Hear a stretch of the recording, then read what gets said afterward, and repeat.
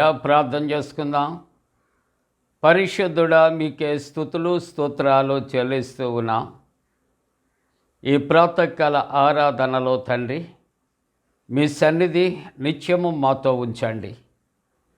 ఆరాధన అంతటలో మహిమ ఘనత ప్రభావాలు మీకు ఆరోపిస్తూ యేసు ప్రభు వారి పరిశుద్ధ నామమున వేడుకొనుచున్నాము తండ్రి. ఆమేన్.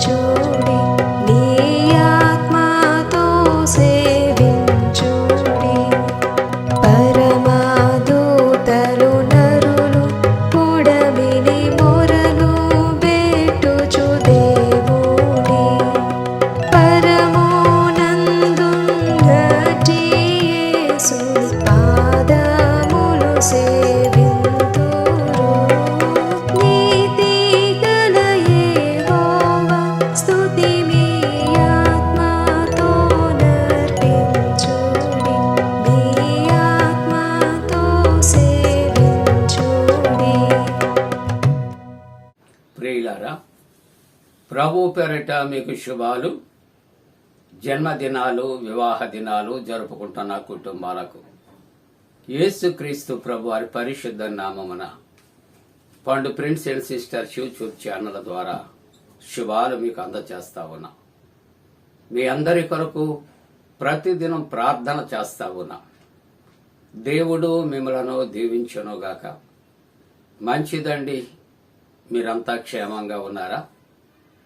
దేవుని మహాకృప చేత ప్రతి ఉదయకాలపు ఆరాధన ద్వారా ఈ విధంగా మరి ఒకరిని ఒకరము కలుసుకొని ఒకరి క్షేమాలు ఒకరు తెలుసుకొని ఒకరి కొరకొకరు ప్రార్థన చేయటానికి ప్రభు మనకిచ్చిన ఒక దివ్యమైన అవకాశాన్ని బట్టి దేవునికి వందనాలు చెల్లిందాం. ఈ ప్రాతకాల ఆరాధన కొరకు ఏర్పాటు చేయబడిన పరిశుద్ధ లేఖనాన్ని కలిసి చదువుకుందాం. అందరము కూడా పరిశుద్ధ గ్రంథాలు తెరచి యాకోబు పత్రిక 4వ అధ్యాయం 11వ వచనాన్ని కలిసి చదువుకుందాం. యాకోబు పత్రిక 4వ అధ్యాయం 11వ వచనాన్ని కలిసి చదువుకుందాం. సహోదరులారా, ఒకరికి విరోధముగా ఒకడు మాటలాడకుడి. మరలా చెప్పుకుందామండి. సహోదరులారా, ఒకరికి విరోధముగా ఒకడు మాటలాడకుడి. దేవుని యొక్క ఉద్దేశ్యం తన బిడ్డలు అందరూ కూడా స్నేహితులుగా ఉండాలి. అది ఆయన యొక్క ఉద్దేశం. మనం మన కుటుంబాల్లో మన బిడ్డలకు చేసే హితోపదేశం ఏంటంటే, మీరందరూ కూడా కలిసి మెలిసి ఉండాలి, ఐకమత్యంగా ఉండాలి, కలిసి మీరు ప్రార్థన చేసుకోవాలి, కలిసి ఆరాధనలకు వెళ్ళాలి. ఈలోగున తల్లిదండ్రులము ఆశపడతాం, అదే బిడ్డలకు నేర్పిస్తూ ఉంటాం. మన పరమ తండ్రి అయిన దేవుడు కూడా ఈ ఉదయకాలం ఆయన సెలవిచ్చే మాట, మీరు ఒకరితో ఒకడు విరోధంగా ఉండవద్దు అంటే మీరు కలిసి ఉండాలి, స్నేహితులుగా ఉండాలి, స్నేహముగా ఉండాలి. కాబట్టి ఈవేళ మరి యొక్క వాక్య ధ్యానము, ఒకరితో ఒకరు విరోధముగా ఉండకూడి. ఇంకా మనం చిన్నగా మాట్లాడితే విరోధముగా ఉండవద్దు. ప్రభువు యొక్క వాక్యములో అంతరార్థాన్ని ఆలోచన చేస్తే మనం ప్రియ సోదరి సహోదరులారా అని అడ్రస్ చేస్తూ ఉంటాం. అందరము కూడా ఒక తల్లి బిడ్డలము కాకపోయినప్పటికీ కూడా యేసుక్రీస్తు ప్రభువారు మనకు పరమ తండ్రి, ఆత్మీయమైన తండ్రి. కాబట్టి ఆ పరమ తండ్రికి ఉద్భవించినటువంటి ప్రతి నరుడు సోదరి సహోదరుడే. కాబట్టి ఒకరి పట్ల ఒకరు సోదరి సహోదర ప్రేమ కలిగి ఉండుట ద్వారా ఒకరి మీద ఒకరికి విరోధాలు ఉండకూడదు, పెంచుకోకూడదు. అందుకే ప్రభు యొక్క వాక్యం అంటుంది, మీ శత్రువుల కొరకు మీరు ప్రార్థించండి, శత్రువులను ప్రేమించండి. అందుకని ఒకరికి ఒకడు విరోధంగా ఉండవద్దు. విరోధ స్వభావము అపవాదిది, విరోధ భావము అపవాది కలిగిస్తూ ఉంటారు.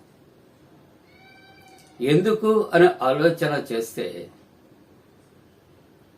దైవవాక్యము 133వ సంకీర్తనలు అంటుంది, సహోదరులు ఐక్యత కలిగి నివసించుట ఎంత మేలు, ఎంత మనోహరం. కానీ అపవాది యొక్క మైండ్ సెట్ ఎలాగుంటుందంటే డివైడ్ అండ్ రూల్ పాలసీ, విభజించి పాలిస్తారు. నలుగురు కలిసి ప్రార్థిస్తే బలముగా ఉంటుంది, కానీ బలహీనపరచటానికి నలుగురిని కలవనివ్వదు అపవాది, సహవాసించనివ్వదు. కాబట్టి ప్రియమైన దేవుని యొక్క బిడలారా, దేవుని యొక్క వాక్యములో ఈ దినము 2వ సంకీర్తన 3వ వచనములో చూస్తే, భూరాజులు యెహోవాకును ఆయన అభిషక్తునికి విరోధముగా నిలవబడుచు ఉన్నారు. ఎవరటండి? భూరాజులు అందరూ కూడా తండ్రి అయినటువంటి దేవునికి, అభిషక్తునికి కూడా విరోధముగా నిలవబడుచు ఉన్నారు. ఈ లోకములో ఒకరికి ఒకరు విరోధులై ఉన్నారు. కాబట్టి ఒకరితో ఒకరికి పోరాటం. ఈ పోరాటము అపవాది ఇంటి నుండి ప్రారంభిస్తుంది. ఎంతవరకు అంటే దేశానికి మధ్య కూడా విరోధాన్ని పుట్టించి పోరాటాలు కొనసాగిస్తూ ఉంటారు. కాబట్టి మీరు ఒకరితో ఒకరు విరోధంగా ఉండవద్దు. దేవుని యొక్క వాక్యం మనకు 51వ సంకీర్తన 1వ వచనములో, దేవా నీ కృప చొప్పున నన్ను కరుణింపు, నీ కృప చొప్పున నన్ను కరుణింపు. ఎందుకు కరుణించాలని భక్తుడు ప్రార్థన చేస్తున్నాడు. 4వ వచనంలో అంటాడు, నీకు కేవలము నీకే విరోధముగా నేను పాపము చేసి ఉన్నా. పాపం చేయటం కూడా దేవునికి అయిష్టం. కాబట్టి పాపం అనేది దేవునికి అయిష్టమైనది కనుక నీకు విరోధముగా నేను పాపము చేసి ఉన్నాను. పాపము చేయుట కూడా దేవునితో విరోధము కలిగి ఉండుట అనే మాటలు జ్ఞాపకం చేస్తూ సామెతల గ్రంథం 21వ అధ్యాయం 30వ వచనాన్ని చూస్తూ ఉంటున్నప్పుడు, యెహోవాకు విరోధమైనటువంటి జ్ఞానమైనను వివేచన అయినను ఆలోచన అయినను నిలవదట. యెహోవా దేవునికి విరోధమైనటువంటిదట జ్ఞానమైన, వివేచన అయిన, ఆలోచన అయిన నిలువదు. మత్తయి సువార్త 12వ అధ్యాయం 14వ వచనాన్ని మనం చూస్తూ ఉన్నప్పుడు, అంతటా పరిసయ్యులు వెలుపులకు పోయి ఆయనను ఎలాగూ సంహరింతుమని ఆయనకు విరోధముగా ఆలోచన చేసిరి. ఎవరటండి? పరిసయ్యులట. ఆయనకు విరోధముగా ఆలోచన చేస్తున్నారు. ఎలాగూ సంహరించాలి, ఎలా పట్టుకోవాలి, ఎలా చంపివేయాలి. చూసారా? దేవునికే విరోధం, మనుషులకే కాదు దేవునికి విరోధముగా ఆలోచన చేస్తున్నారు. మత్తయి సువార్త 26వ అధ్యాయం 59వ వచనములో ఇక్కడ ప్రధాన యాజకులు మహాసభ వారందరూ యేసును చంపవలనని, ముందు రిఫరెన్స్లో పరిసయ్యులు మాత్రమే.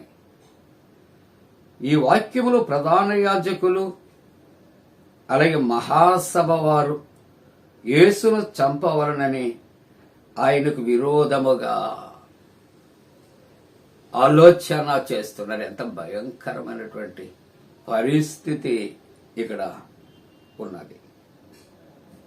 అందుకే ప్రభు అంటాడు, యోహాను సువార్త 13వ అధ్యాయము 18వ వచనంలో అంటాడు, నాతో కూడా భోజనము చేయవాడు నాకు విరోధముగా తన మడమ ఎత్తాను. ప్రభువుతో ఉన్నవాడే, ప్రభుతో కలిసి భోజనము చేయవాడే ఆయనకు విరోధముగా తన మడమను ఎత్తెను అని దేవుని యొక్క వాక్యం. ముగింపుగా ఎస్తేరు గ్రంథం 8వ అధ్యాయం 3వ వచనములో చూస్తూ ఉంటున్నప్పుడు, హామానట ఎస్తేరుకి యూదులకు విరోధముగా వారిని చంపించాలని ప్రయత్నం చేస్తూ ఉన్నాడు. చివరికి తను దేవుని ప్రజల మీద చేసే విరోధానికి కలిగినటువంటి నష్టం ఏమిటి అని ఆలోచన చేస్తే,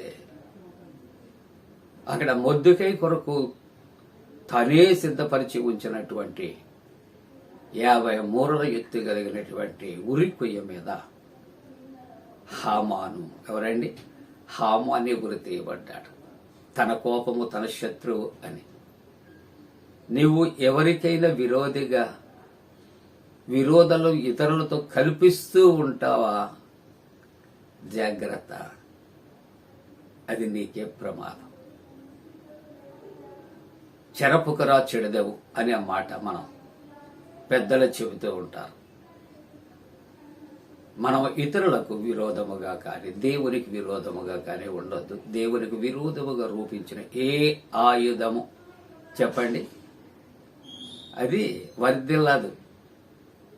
కాబట్టి అంటాడు దేవుని యొక్క వాక్యం, మీరు ఎవరికి కూడా మీరు విరోధంగా ఉండవద్దు. ప్రభు మాటలు దీవించునుగాక. ఆమేన్. ప్రార్థన. పరిశుద్ధుడా, నీ వాక్యాన్ని దీవించి ఆశీర్వదించండి. వాక్య ధ్యానాల్లో ప్రతిదినం పాల్గొంటూ ఉన్న ప్రతి కుటుంబం, వారి బిడ్డలు ఆశీర్వదించండి. రక్షణ లేని వారికి రక్షణ, శారీరక బలహీనతలు కలిగిన వారికి స్వస్థత కలగచ్చు. ఉద్యోగ ప్రయత్నంలో ఉన్న బిడ్డలు, పరీక్షలు రాస్తున్న బిడ్డలు, రాయటాలు సిద్ధపడుచున్న బిడ్డలు, వివాహ వ్యవస్థలో ప్రవేశించే బిడ్డలకు తోడుకుండా కొంతమంది బిడ్డలు నాయన యాక్సిడెంట్స్ అయ్యి హాస్పిటల్లో ఉన్నారు. అటువంటి బిడ్డలను కూడా నేను స్వస్థపరిచి వారి కుటుంబాలను ధైర్యపరచమని, ఓదార్చుమని, సాతాను బంధకముల నుండి ప్రతి వారిని తప్పించి రక్షించమని యేసు ప్రభు దివ్య నామమున వేడుకొంచున్నాం తండ్రి. ఆమేన్. పరలోకమందున మా తండ్రి, నీ నామం పరిశుద్ధపరచబడనుగాక, నీ రాజ్యం వచ్చునుగాక, నీ చిత్తం పరలోకమందున వేర్చినట్టు భూమి అందు నెరవేరునుగాక. మా ఇందిన ఆహారం నేడు మా దాయిచ్చే, మా ఎడల ప్రాధం చేసిన వారిని క్షమించిన ప్రకారముల ప్రథమ క్షమించము, శోధంలోని తెక్క కీడు నుండి తప్పించము. రాజ్యము, శక్తి, మహిమ నిరంతరము నీవే ఉన్నవి. ఆమేన్. మన పరమ తండ్రి అయిన దేవుని యొక్క ప్రేమయు, ప్రభువైన యేసుక్రీస్తు ప్రభు కృపయు, పరిశుద్ధాత్మక అన్యోన్య సహవాసము, ప్రాతకాల ఆరాధనలో ప్రభువుని ఆరాధిస్తున్న ప్రతి కుటుంబానికి తోడుగుండి సంరక్షించి కాపాడునుగాక. ఆమేన్.